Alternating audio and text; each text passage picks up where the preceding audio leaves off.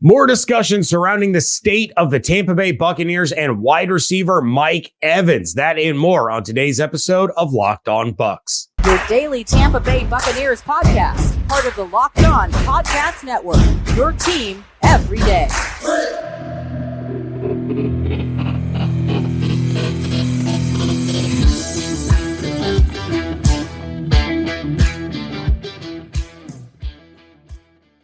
What's up, and welcome into this WTSP Wednesday episode of Locked On Bucs, your daily podcast covering the Tampa Bay Buccaneers, part of the Locked On Podcast Network, your team every day. I want to thank you for making Locked On Bucs your first listen review every single day. Don't forget you can subscribe or follow for free on YouTube or wherever you get your podcasts. And of course, you can follow on Twitter. I am James Yarcho at JYarcho_Bucs. He is Evan Klosky at EKlosky_WTSP. We are your credentialed members of the media covering the Tampa Bay Buccaneers. I am the deputy editor of SB Nation's BucsNation.com. Evan is on 10 Tampa Bay and at 10tampabay.com.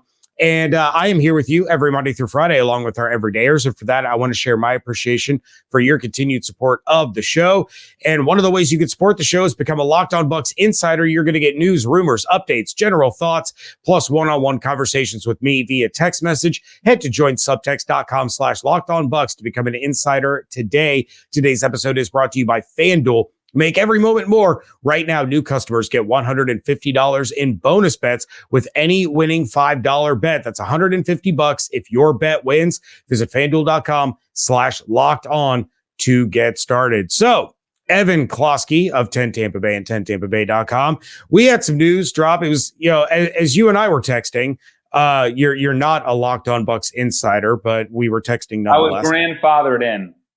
There we go. You were grandfathered in. But you were talking about how it was kind of a boring weekend, except for we had this whole big thing on Monday where the report came out that the Bucs and Mike Evans were still far apart on contract talks. The Bucs didn't hit that soft deadline to prevent that $7.4 million from becoming dead cap in 2024. And that Mike Evans is allegedly going to go ahead and hit free agency. So you take a look at the situation. Did any of this catch you at all by surprise, or is this pretty much the way you saw all of this playing out as we're still a couple of weeks away from free agency actually beginning? Yeah, no surprise. I know there was a soft deadline, but the Buccaneers can create cap space in a multitude of ways. They don't have to hit that deadline. They can, in some respects, get the dead cap situation done with there. Then if they sign him to a long-term deal, his cap this year will be brought down. And then when you kind of add up everything else they can do, the number is going to be pretty similar to what his cap hit was this year. So, there's no need to feel like you got to hit. I got to do this today. Having said that, I personally don't know how much time is lost between like Mike Evans and the Bucs negotiating here. When they say they're far apart still, I can't imagine that they're still kind of hammering away at numbers at this point. And what it seemed like from the very beginning from Tampa Bay's side, when they were not engaging in contract extension talks at the beginning of the year, is they want Mike to see what free agency holds for him. Because his agent is throwing out some numbers behind closed doors, which are a little bit ludicrous. I don't see Mike Evans getting $30 million per year. And I can tell you that information is not coming from an NFL exec. So to me, it's what an agent is supposed to do. Throw that out, get the narrative going.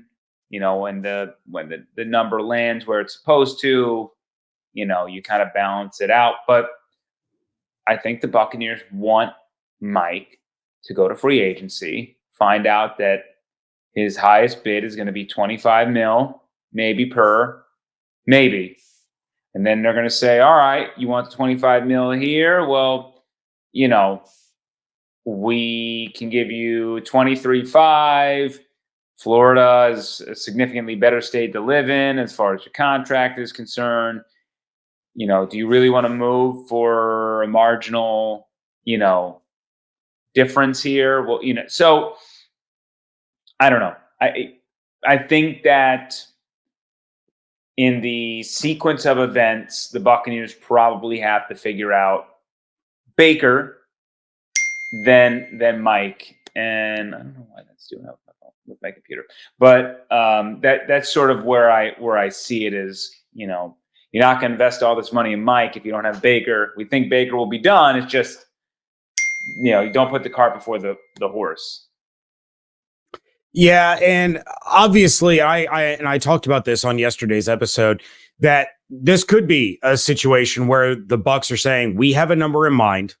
You need to find out what your market value is compared to the number that you are bringing to the table, and then let's find some common ground, and we have an opportunity to match or counter some offers that you're getting on the open market. But obviously, that comes with some inherent risk, where maybe Mike Evans gets an offer and he doesn't even bother bringing it back to the Buccaneers. If he gets, 25 per from the Detroit Lions, or you have Sauce Gardner out here recruiting Mike Evans starting, I don't know when, but he's, tweeting out, remember what we talked about, and then tagging Mike Evans in the tweet, and they can move some money around, and he's getting offered 25 million per from the Jets to go play with Aaron Rodgers and Garrett Wilson in that defense. And he looks at the situation. He says, look, I can go here and I'm going to win a Super Bowl either this year or next year. If I stay in Tampa, that may not be the case. And you just say the Jets are going to win a Super Bowl this year. I grew up a Jets fan. I know. And maybe that's a bad example. On the outside looking in, who would want to join that mess right now? Somebody that wants to play with Aaron Rodgers. Yeah, I mean, I guess we'll talk about the teams that are going to be lining up for Mike. But for me, the Texans are the scary one, and that's the one where I'm sure his agent is going to utilize them in some regard, because there is a natural love for Houston growing up in the Galveston area. So. Yeah, well, and there's no state taxes there either, so you don't get to play that card anymore if you're the Tampa Bay Buccaneers. But like I said, there's obviously some inherent risk that maybe that Mike Evans feels disrespected, that it shouldn't have ever gotten to this point anyway. And so why is he going to give that team the opportunity to match an offer when he can just go handpick his team that might be in a better situation in terms of contending for a championship than what Tampa is? Yeah, I agree. That's going to be the debate, right? So I think there's probably a number the Buccaneers are willing to walk away from. Whether that number gets hit is still out there. But yeah, I don't think it would be a prudent move for the Buccaneers to drop 28 million per year on Mike Evans. As much as I don't want to see that happen, as much as the team really needs to bring back Mike Evans, because man, that's going to leave a huge hole in this offense. Again, the Buccaneers, they can sign Antoine, they can sign Baker, they can sign Mike, they can make some common sense moves, they can cut some other people, and still have money to go to work. But it's this is complicated. Tampa Bay Lightning fans have seen this stuff before with Steven Stamkos. They're going to get a part 2 coming up very soon. But you're fighting with Mike is going to have a lot of support from the fans. So as far as the PR battle is concerned, Mike has the fans on his side, and the Buccaneers, I'm sure, will do everything in their power to keep Mike. And still, if I had to say which way it will go, as of February 20th, I would say Mike will be back, but he's maybe the most unsure of anybody that we're going to talk about this offseason, I think. Yeah, well, and we do live in that world where Mike Evans may not be a Tampa Bay Buccaneer. We're going to talk about some of Evans' favorite possible replacements coming up next here on Locked On Bucs, part of the Locked On Podcast Network, your team every day. Get buckets on your first bet with FanDuel, America's #1 sports book, because right now, new customers get $150 in bonus bets with any winning $5 bet. That's $150 if your bet wins. Bet on all your favorite NBA players and teams with quick bets, live same-game parlays, exclusive props, futures bets, and more. Right now, the Boston Celtics are favorites to win the NBA Finals at plus 260, while defending champion Denver Nuggets are the favorites out of the Western Conference at plus 440. And FanDuel already has odds up for Super Bowl 59, where the San Francisco 49ers are the favorites at plus 500. The Kansas City Chiefs are plus 650 to go ahead and three-peat, and the Tampa Bay Buccaneers are tied with the New Orleans Saints, Las Vegas Raiders, Arizona Cardinals, and Seattle Seahawks at plus 7,500.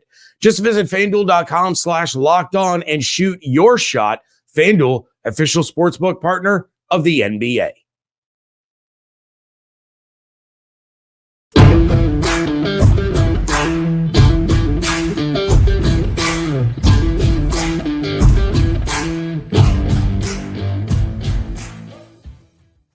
Thank you again for making Locked On Bucs your first listen review every single day. Locked On has launched the first ever national sports 24/7 streaming channel on YouTube.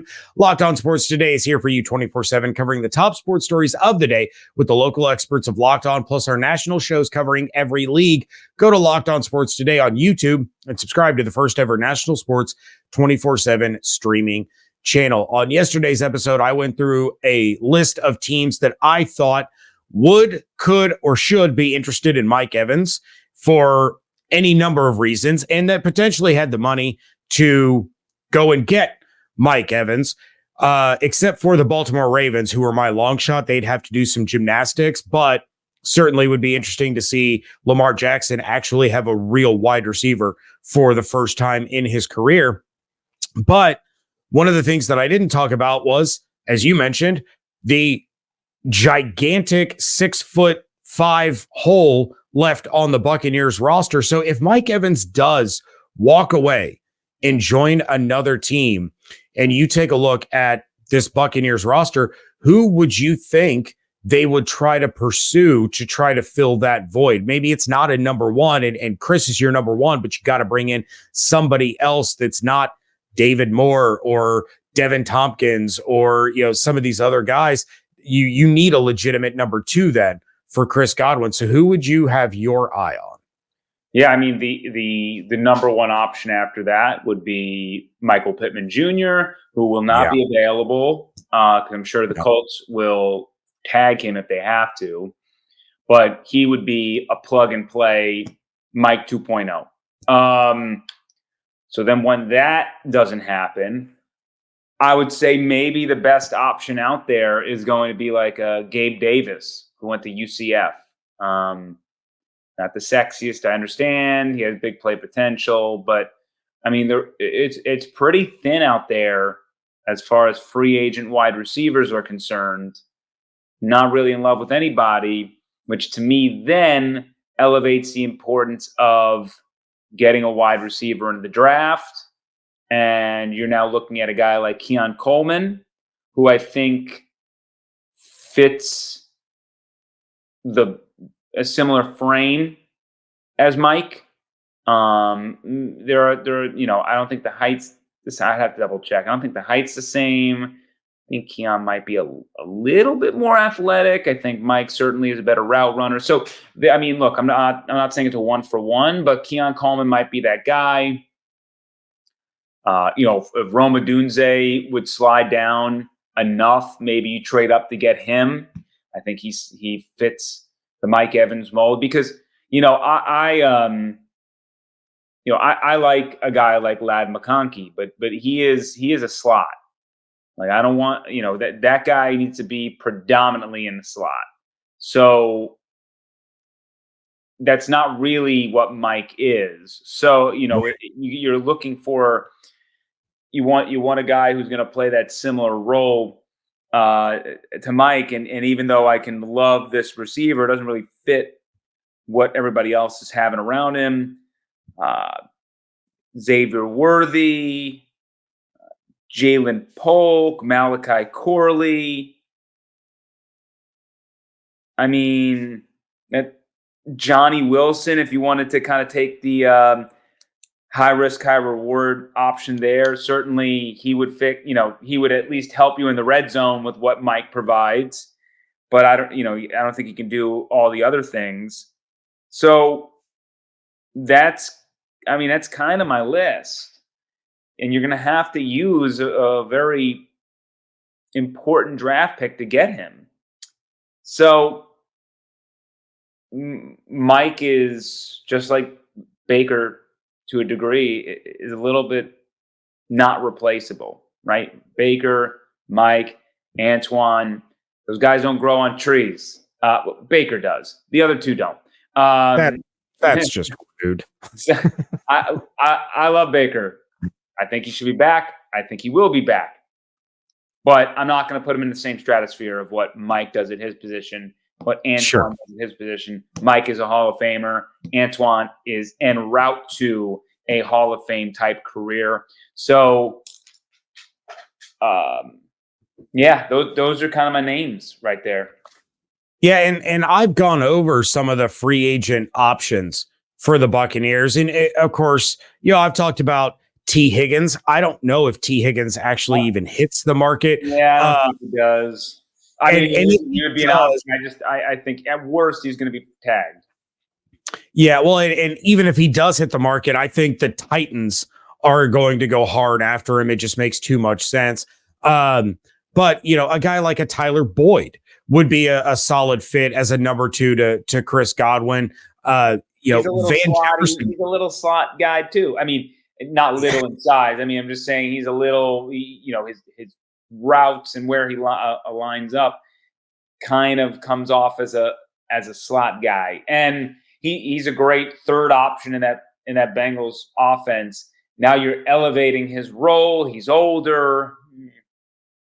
Well, and one of the YouTube commenters had brought up Van Jefferson, and maybe Liam Cohen would be interested in bringing in a Van Jefferson type. Well, I don't know if that's your number 2, but speaking, if Van they did bring Mike back, couldn't even crack the Falcons like wide receiving. I'm not going to judge anything about the Falcons under Arthur Smith. To me, Van Jefferson is you have a Van Jefferson and Trey Palmer. That's my thought. All right. Trey Palmer, I kind of see that. And I'd rather just give Trey another year and hope that he builds on all the great things he did and learn from, the pockets of improvement areas. But yeah, I still don't, I was going through this. I was going through this whole mental workshopping this in my head, and those were the things that popped in when I mentioned, like, Tyler Boyd was a guy I had, saw his name, and I'm like, I don't love it. Well, and again, I think he would be a great idea for a number 3, but you have to bring Mike back. But it goes back to your original point when I brought either Russell Gage, then I'm cool with that. It goes back to your original point that Mike Evans, type players, or Mike Evans himself, they don't grow on trees, and he's a special player at a needed his money, incredibly important position. And you're not going to find Mike Evans in the draft. You're not going to find him in free agency, and it kind of stresses the point that this is a really important move that the Bucs need to make. And if they don't, the 2024 season isn't going to be able to build off of the 2023 season the way we all kind of hoped and thought that it would. But one way that the Bucs can certainly help themselves is making sure that they bring back safety Antoine Winfield Jr. We are going to talk about that coming up next here on Locked On Bucs.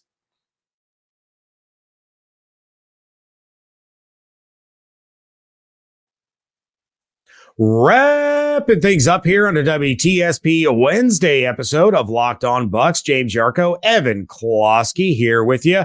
And there's also a lot of speculation surrounding the Buccaneers franchise tagging Antoine Winfield Jr. And I've said on this show for quite a while now, probably over the course of the duration of the show since the Bucs were eliminated from the playoffs, that I think Antoine Winfield Jr. is the most likely player to be tagged if the Bucs decide to tag anyone. And it makes a lot of sense for a lot of different reasons that I've gone over. But I'm curious your thoughts. Is that something that you see the Buccaneers doing? Or do you think the Bucs are going to go ahead and just try to lock him up long term ahead of free agency? Or is he going to pan out the way Evans is and be a risk to hit the open market? He's not hitting the open market. That's one. Well, that's good to hear. Klosky confirms. Antoine Winfield Jr. is.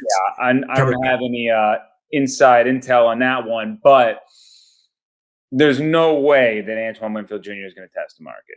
I think that we've said this forever. Him being franchise tagged is the best solution for a team that probably still needs to get its cap situation figured out.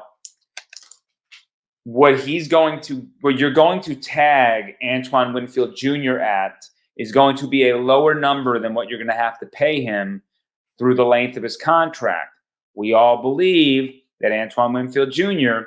is going to be a guy you want around Tampa Bay for a long time.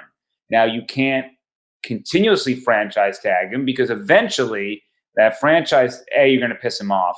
B, that franchise tag is going to inflate to the number you're going to have anyway. So I think the Buccaneers can get away with a franchise tag year and get a discount on Antoine.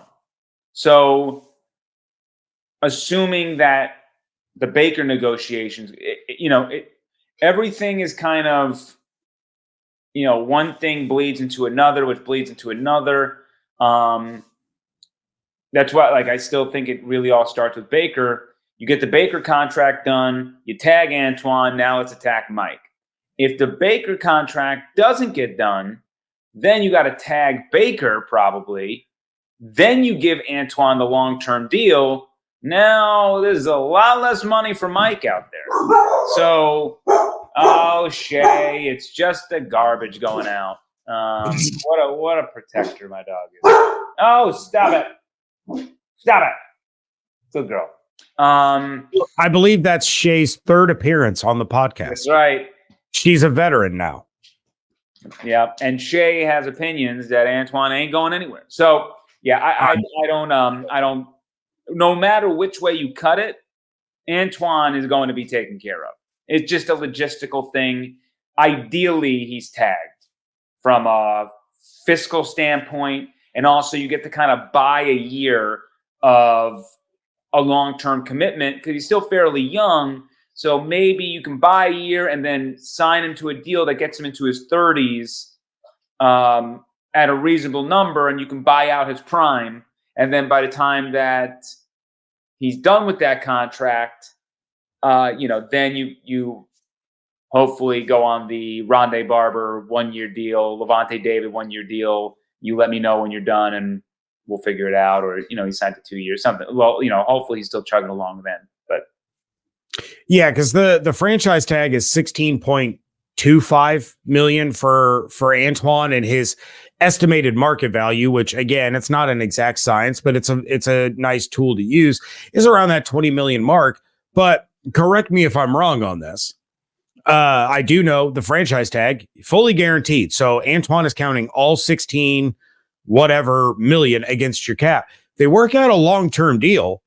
Jason Light and Mike Greenberg can finesse that to where he could count against the cap 5 million. And that all of a sudden gives you a lot more wiggle room for Mike and for Baker and for Levante and other things. So while I get the sentiment of you franchise tag him because it's going to save you for this year, I like the idea of the franchise tag for Antoine being a tool that they utilize to say, look, you're going to be with us one way or another next year, but let's lock you in.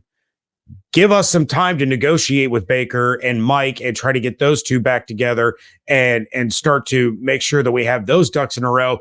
Then we have until July to work out this long-term deal, and maybe there could be a little bit more money for you, but you can also help us by lessening that first year cap hit away from that $16 million. Yeah. And as I said, we can talk about Baker and Mike and Antoine all separately, but in one buck, it's all the chess pieces are working together. Yeah. And what you do with one person has a ripple effect to the other. And that's what it comes down to. That's why, Antoine, to me, is the least significant of conversation that we have to have, because no matter what, they're going to go to Antoine and they're going to say, all right, here's, we're tagging you. Okay, we're going to give you, a 5-year deal. Here's all your money, whatever. They're going to make it work. Baker and Mike are tougher. They're older, certainly for Baker, but 1,000% for Mike, this is his last payday. For Baker, this is really his first big payday coming up after his rookie contract. So it will come together. And that's a great point that you bring up with how to manipulate what you want. And it just depends. Like, what are you bringing in? What do you need that money for? Because if you need to bring in someone else and utilize that cap space, then great, then you do what you got to do. But if you don't need it, and you're trying to just squeeze out money to squeeze out money, then it still might pay to have Antoine eat the chunk of money now and restructure other deals and make it all work out in the short term. Yeah, because the last thing, and it was a scenario you just mentioned, the last thing that the Bucs want to do is franchise Baker, because the amount of money for that franchise tag is so much more than he's probably going to get on a year-to-year basis. And that really just throws a wrench in everything. So you don't want to give Baker, because I think the quarterback franchise tag is like $33 or $35 million. Like, it's absorbent.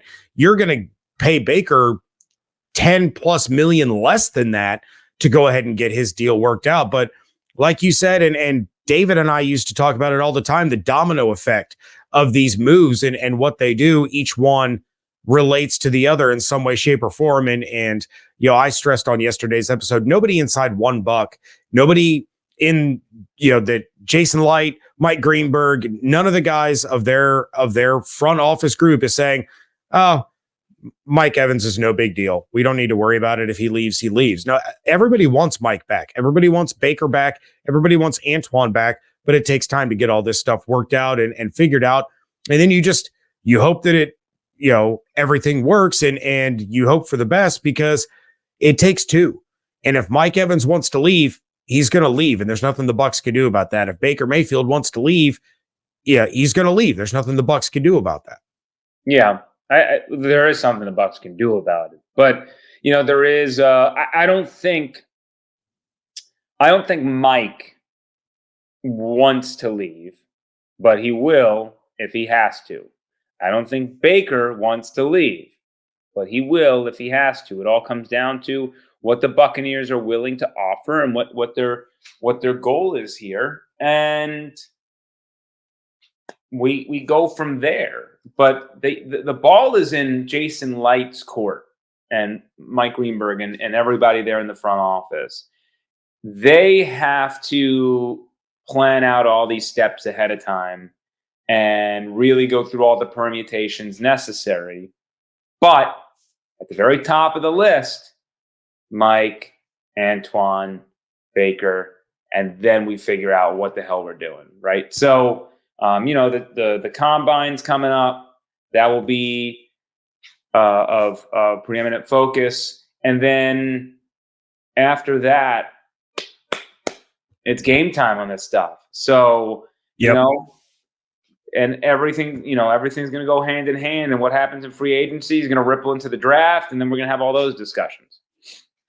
What happens at the combine does not stay at the combine, because that's where all those open negotiating contracts that get announced are happening. So there are deals that are going to get done at the combine, and who knows, we may get something out of that gives us a better idea of the standings of Mike Evans, Baker Mayfield, Antoine. Well, no, I guess the franchise tag deadline is after or during the combine, but yeah, we'll have a real good idea of what's going on once that kicks off. But that is going to do it for this episode. Please check out everything that Evan is doing over on 10 Tampa Bay and at 10tampabay.com. Check out my work over at bucksnation.com. Follow everything on Twitter at Locked On Bucs, at Yarcho_Bucs, at eCloskey, WTSP, and become a Locked On Bucs insider. Join subtext.com/Locked On Bucs. Hope you all have an absolutely outstanding day. Stay safe, stay healthy, fire the cannons. Want to thank you so much for joining us right here on Locked On Bucs, part of the Locked On Podcast Network, your team every day.